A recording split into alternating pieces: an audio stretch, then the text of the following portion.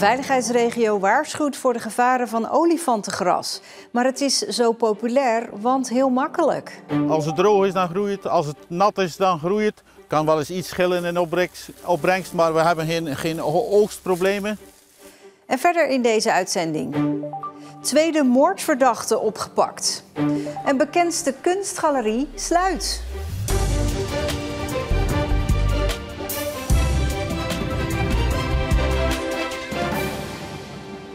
Goedenavond. U hoorde het die boer net al zeggen, geen oogstproblemen met olifantengras. Dat is interessant natuurlijk. Een gewas dat altijd wat oplevert, of het nou nat of droog weer is. Maar de veiligheidsregio waarschuwt voor de gevaren ervan, na een aantal branden in percelen met olifantengras.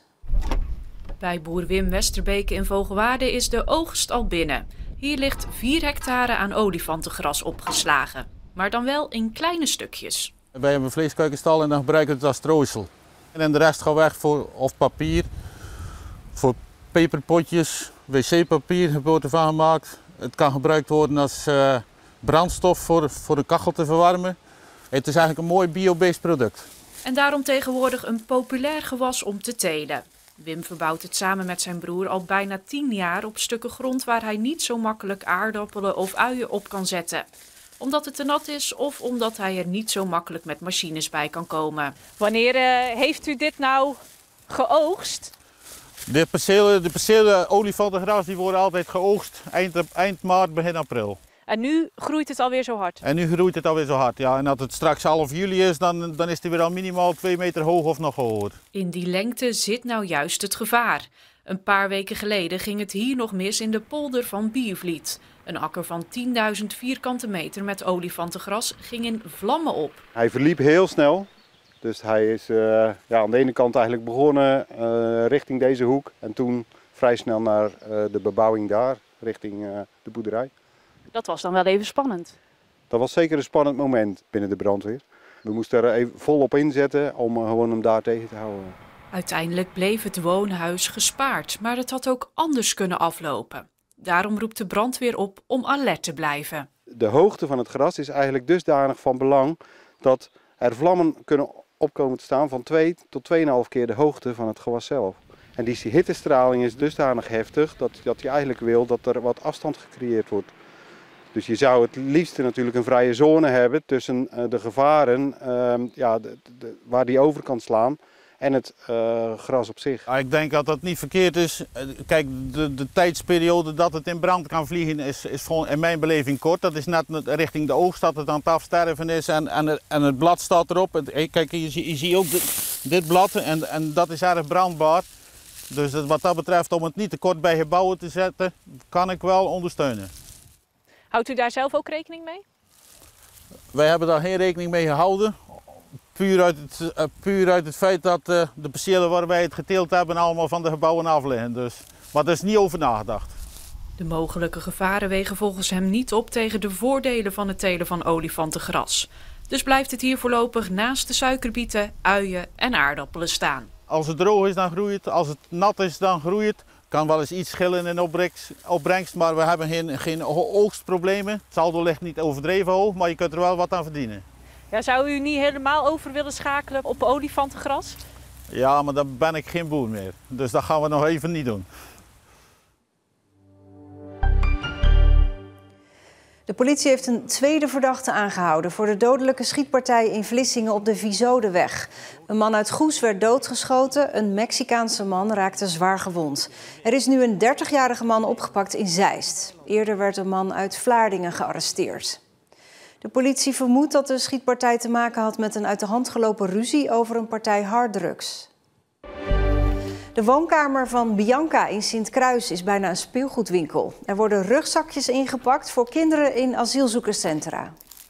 Het doel is om zoveel mogelijk kinderen, eigenlijk om alle kinderen van 0 tot 17 die in de opvanglocaties in Nederland zitten, om die allemaal een rugzakje te geven, zodat zij toch iets onbezorgd, een afleiding hebben om die lange zomervakantie door te komen. En dus zitten de rugzakken vol knutselspullen en speelgoed. Knutselboekjes, puzzeltjes, gezelschapsspelletjes, poppetjes, noem het maar op. Maar alleen dat voor even het kindje iets te geven voor zichzelf. En dat is ook de reden waarom Bianca meedoet aan de actie. Ik verander niet heel de wereld. Maar met een inzameling net als deze kan je heel kleinschalig toch zorgen dat een kindje straks een glimlach op het gezicht krijgt. En daar doe je het voor. Het puppyseizoen van de zeehonden is begonnen. Op de Zeeuwse stranden kun je pups zien liggen. Maar de dringende boodschap is om ze gewoon te laten liggen en afstand te houden. De moeder is in bijna alle gevallen gewoon in de buurt. Maar ze moeten hun pup soms even alleen laten om te gaan jagen. De bekendste galerie voor hedendaagse kunst in Zeeland, Galerie Van den Bergen in Goes, sluit eind dit jaar de deuren. Een groot verlies voor de provincie, zeggen kunstliefhebbers. De galerie trekt publiek vanuit het hele land en daarbuiten. Galerie Van den Bergen in Goes is al meer dan 35 jaar een begrip en heeft Zeeland op de kaart gezet. Nu sluiten de deuren. Eind dit jaar gaat de galerie dicht. Je weet natuurlijk dat er ergens een keer een moment komt dat je stopt. Maar op een bepaald moment moet je dan een knoop doorhakken. Galerie Van den Bergen verkoopt kunst van bekende Nederlandse en Belgische beeldend kunstenaars. Het trekt verzamelaars uit binnen- en buitenland naar Goes. En dan aten ze hier in de stad of gingen Ierseke mosselen eten en fietsen door de Zak van Beverland. Maar die maakte er een dagje uit van. En die groep is gewoon heel klein geworden. Alle galeries in Nederland zien het publiek teruglopen. Want kunst kopen gebeurt nu vooral op andere plekken. Op internet of zoals hier op de belangrijkste kunstbeurs van Nederland, de Art Rotterdam. Mensen reizen niet meer. Sinds corona is dat helemaal veranderd. En daarbij is Zeeland ook heel ver weg voor veel mensen. Maar ook veel verder weg gekomen, hè? Ja. Vroeger was het niet zo'n probleem. En het is nu wel. En wat met name speelt is dat heel veel mensen die gaan naar een beurs. En die hebben dan 110 galeries gezien. En als ze dan wat kopen, dan zijn ze een aantal dagen of een aantal weken of een aantal maanden weer tevreden. En dan gaan ze naar de volgende beurs. Ik heb die wat dichterbij gezet. Ja, zo is die beter. Ja. Wat voor naam heeft Galerie Van den Bergen?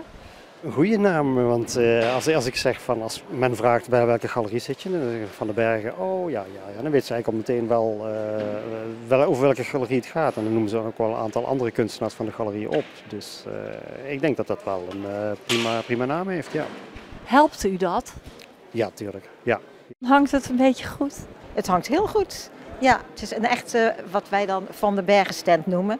Dus in feite, het is onze signatuur. Gewoon zo, dat is onze kunst. Hoe zou jij het typeren? Wat is typisch kunst voor jullie galerie? Het gaat vaak over dat wat de kunstenaar te zeggen heeft. En dat moet ons raken op een of andere manier. Dat moet ons boeien, dat moet ons laten twijfelen aan dingen. Het werk moet blijven prikkelen. Een mooi plaatje wordt een grijze vlek aan de muur. Die zie je binnen een paar dagen niet meer. Het moet juist iets zijn waar je steeds iets nieuws in kan ontdekken. Wat vindt u ervan dat ze gaan stoppen? Ja, het is natuurlijk een soort, zeker ook voor de plek waar we zitten, echt een aderlating. Kijk, in Amsterdam, als daar een galerie weggaat of bijkomt, dat merkt verder niemand natuurlijk. Maar als er al zo weinig is, dan is dat wel ingrijpend. Er komt zomaar niet iets op dat niveau van terug. Dat gaat niet zomaar. Dus wat dat betreft wel zonde eigenlijk. Het galerie-echtpaar wil nog af en toe een pop-up tentoonstelling gaan maken. Maar het tijdperk van de galerie is voorbij. En daar kijken ze met plezier op terug. Nou, heel mooi. Heel rijk. Het is nooit saai geweest.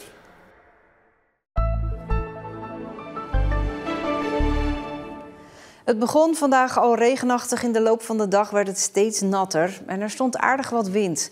Ondanks dat was het niet koud. Het werd 17 tot 19 graden. Tijdens de buien lag de temperatuur wel wat lager. Morgen begint de dag opnieuw met regen, maar 's middags komt de zon tevoorschijn. Ja, en tot slot, wees gewaarschuwd. De Westerschelde-tunnel is vanavond dicht. De hele avond en nacht in allebei de richtingen. Dus je moet echt omrijden via Antwerpen. Het is voor onderhoud. Er wordt aan het asfalt gewerkt. De camera's en geluidsinstallaties worden getest. Zwerfvuil opgeruimd. Dat gebeurt allemaal vanaf 7:30 vanavond. En morgenochtend om 5 uur zou de tunnel weer open moeten gaan. Ja, en dan zijn we echt aan het einde van deze Zeeland Nu. Een hele fijne avond. Hopelijk hoef je niet om te rijden via Antwerpen. Tot morgen.